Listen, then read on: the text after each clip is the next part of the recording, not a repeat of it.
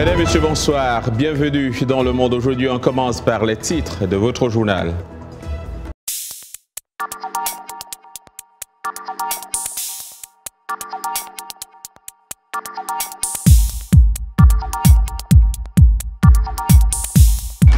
Le général Évariste Ndayishimiye est le nouveau visage du régime burundais. L'homme a toujours été présenté comme un des favoris de la course à la succession de M. Pierre Nkurunziza. Dimanche, il a été officiellement choisi pour porter les couleurs du parti au pouvoir, le CNDD-FDD, à la présidentielle du 20 mai lors d'un congrès extraordinaire. Devant Dieu le Tout-Puissant et devant vous, j'ai l'honneur d'annoncer que j'accepte sans hésitation la considération que vous venez de m'accorder en me choisissant comme candidat de ce beau parti de Bagum Yambaga que les Burundais voteront pour les guider à partir du mois d'août 2020. À 52 ans, M. Ndayishimiye est l'un des hommes clés du système qui dirige aujourd'hui le pays et il est bien connu des Burundais. Il est l'actuel secrétaire général du parti au pouvoir. Comme son mentor Pierre Nkurunziza, il passe la majeure partie de son temps sur le terrain où il participe aux travaux communautaires, organise des réunions tout en distribuant des vivres aux nécessiteux. Nous sommes très heureux du choix du général Évariste Ndayishimiye que nous surnommons Neva, car c'est un homme d'honneur et de respect. Il nous a conduits au sein du parti CNDD-FDD. Les gens sont venus massivement pour célébrer et comme c'était un dimanche, les gens sont allés prier pour nous. Donc jusque-là, tout va bien. Le mandat de M. Nkurunziza a été marqué par des violences qui ont fait au moins 1200 morts et déplacé plus de 400 000 personnes entre avril 2015 et mai 2017, selon les estimations de la Cour pénale internationale. Et selon une loi récemment adoptée, après son départ, M. Nkurunziza devrait occuper une villa de luxe nouvellement construite, puis il recevra un paiement unique de près de 550 000 $ US et un salaire pour le reste de sa vie. Mais selon les experts, il est susceptible de rester influent dans la gestion du pays.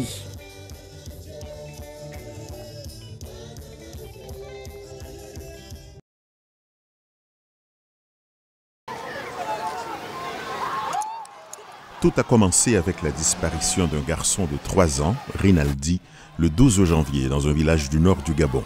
Depuis, les rumeurs s'amplifient. Et ce 24 janvier, sans l'intervention de la police, il y aurait probablement eu d'autres cas de lynchage, tant la foule était en colère à Libreville. Le Gabon n'est pas un endroit là où il y a des poteaux, là on vient ramasser les enfants pour faire des crimes rituels. On en a marre. Aujourd'hui, là, toutes les familles sont en train de pleurer partout. Que ça s'arrête. Si le pouvoir, ils ont déjà pris le pays, ils sont en train de piller le pays, qui nous laisse notre petite liberté. Qui nous laisse notre petite liberté. Les protestataires ont bloqué certaines artères de la capitale et brûlé des pneus. Ils crient justice contre les présumés kidnappeurs d'enfants. Quant aux autorités, elles appellent à la prudence. Prenons les présumées déclarations de disparition ou d'enlèvement avec prudence.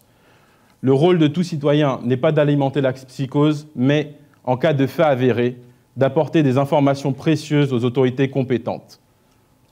Dans les cas réels d'enlèvement, le temps est une donnée cruciale.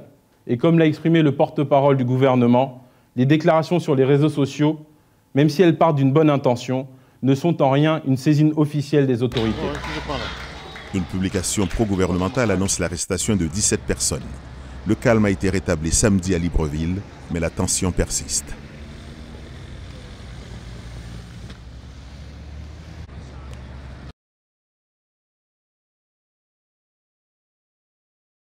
Le bilan continue d'augmenter et pour remonter le moral des troupes et rassurer la population, en Chine comme dans plusieurs autres pays de la planète, les autorités politiques et sanitaires mettent les bouchées doubles. Cette épidémie se développe à un rythme assez rapide et s'accélère. Nous envisageons des mesures draconiennes substantielles qui doivent limiter la mobilité de la population. Et cela doit se faire le plus tôt possible. L'OMS a corrigé son évaluation de la menace liée au virus, la qualifiant d'élevée à l'international et non plus de modérée. Les autorités de Pékin ont fait état d'un premier décès dans la capitale. 5 cas d'infection ont été confirmés aux États-Unis. L'épidémie a atteint l'Europe et l'Australie. Un cas présumé a été signalé au Canada. Pour mieux contenir la propagation du virus, des pays, y compris africains, sont à l'œuvre sur le terrain.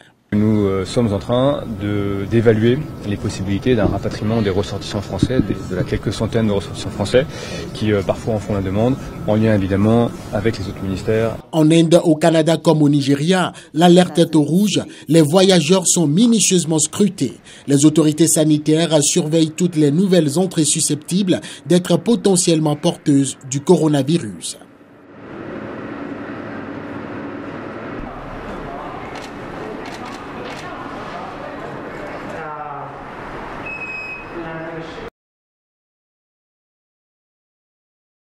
Le département d'État affirme que cette nouvelle mesure vise à protéger la citoyenneté américaine. Mais selon l'analyste Sarah Pierce, ces nouvelles mesures n'ont aucun impact positif.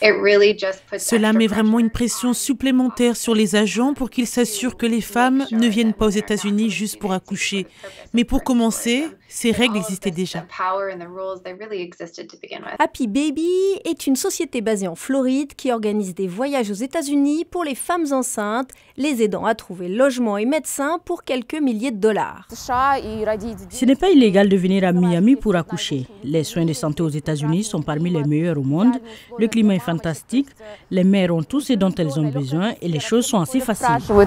Une facilité ressentie par Katrina, une jeune Russe venue accoucher en Floride.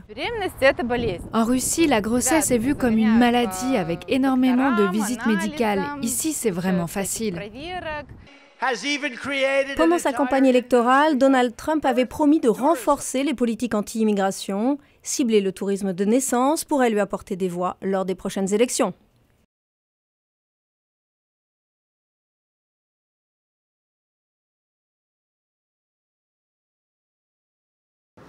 Que se passe-t-il dans le monde de la technologie? Eh bien, comme chaque lundi, nous vous proposons une petite séance de rattrapage. Il s'agit de votre rubrique Afrotech et c'est avec Azuma Compaoré. Bonsoir Azuma. Bonsoir John et bonsoir à toutes et à tous. Alors, qu'est-ce qui se passe? Qu'est-ce qu'on a au menu ce soir? Eh bien John, le premier mois de l'année se termine et le monde de la tech africaine montre déjà ses muscles. Et quel autre meilleur endroit que le salon de l'électronique de Las Vegas pour montrer son dynamisme et son potentiel? En effet, les innovateurs africains étaient bien présents au CES, à l'instar de l'Égypte et du Maroc. Du 7 au 10 janvier 2020, le Sénégal est venu réclamer sa place sur la scène tech mondiale. Cette année, 4 startups sénégalaises ont pu vivre une expérience unique grâce à un effort conjoint du gouvernement et de la société sénégalaise Gaïndé 2000.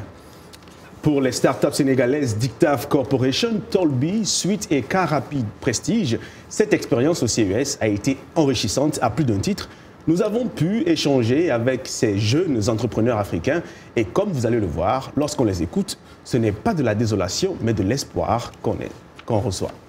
Car Rapide Prestige. Donc Car Rapide Prestige évolue dans le Last Mile Delivery, donc dans la livraison au dernier kilomètre au Sénégal. Et toute notre stratégie est basée sur les nouvelles technologies et le service client. La Startup Suite, c'est une entreprise qui est spécialisée en développement logiciel, d'applications web et mobile. Donc nous accompagnons les petites et moyennes entreprises dans leur procédure de transformation digitale. Tolby, c'est une startup qui travaille dans l'agriculture de précision et l'agriculture intelligente avec des outils qui permettent de calculer les besoins en eau, aussi des outils qui se basent sur les drones pour permettre aux clients de prendre des bonnes décisions.